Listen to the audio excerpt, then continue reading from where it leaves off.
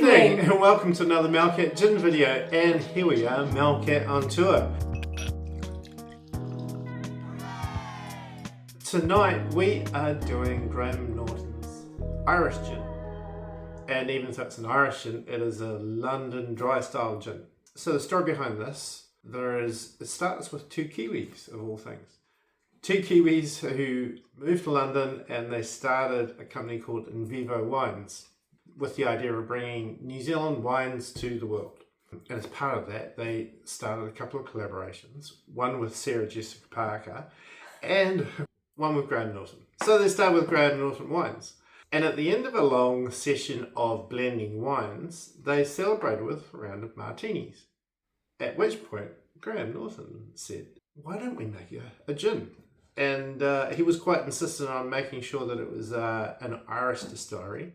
So they've collaborated with an Irish distillery from his home in West Cork, and they produced a London-style gin called the Irish Gin. They've also got a marmalade gin and a pink gin. And so we're trying the Irish gin tonight. The botanicals in this gin are juniper berry, coriander, angelica, lemon peel, bitter orange peel, licorice root, orris root, gooseberry, basil, elderflower, rose hips, and fuchsia flowers. Yeah.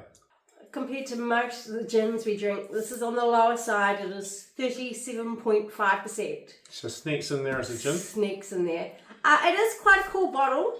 It's only 700 ml. The label has some texture to it, and that it's die cut, and the Graham Norton is in a foil, a purple foil. So let's get on with it. Yeah, it's enough talking. I know, I'm geeking out on print. But just looking at those botanicals, I think the first are fairly standard gin botanicals, but then you get into the gooseberry, the elderflower. Yeah, some interesting ones we've not done before. Fuchsia, I have no idea what a fuchsia will have, but it's going to be a little bit citrusy, I'm expecting, but it could be quite floral too, so let's see. Juniper forward on the nose. I'm getting floral hints. They do say that the rose hip, fuchsia petals and gooseberries are locally foraged.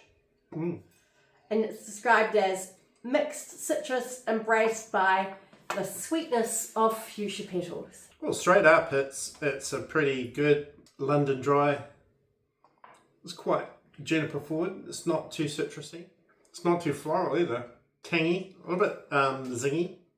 Yeah, it's definitely different though from a... Yeah. I wouldn't actually call that a London dry. Do you think it's because it's so juniper forward? Well, London dry is a style, just basically it's a dry gin because it hasn't had anything added to it after distillation. There you go. Every day's a school day. Yeah. With Malcolm. That's the history of it. Let's talk about the Battle of Hastings. Yeah. Wow. Tasty. Yeah, quite citrusy. I feel like the citrus comes out more forward once you add the tonic in there. Yeah, and sweet. Yeah. Definitely getting the sweetness on the end. But not overly sweet. No. Well, no, that's quite drinkable. Yeah, absolutely. Yeah. I don't know. Could have been the savages. And maybe the espresso martini.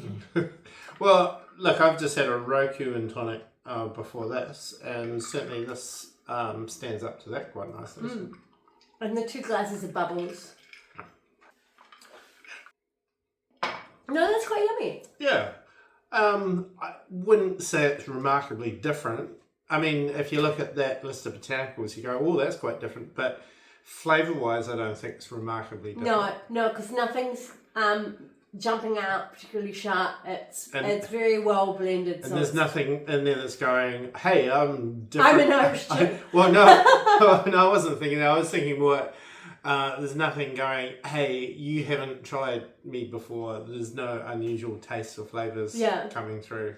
What I would say is, I was worried that because it had rose hip that I might find it a bit of that soapiness that we've had from other gins. Especially Like floral so- gins, yeah. Yeah, so, but it doesn't have that.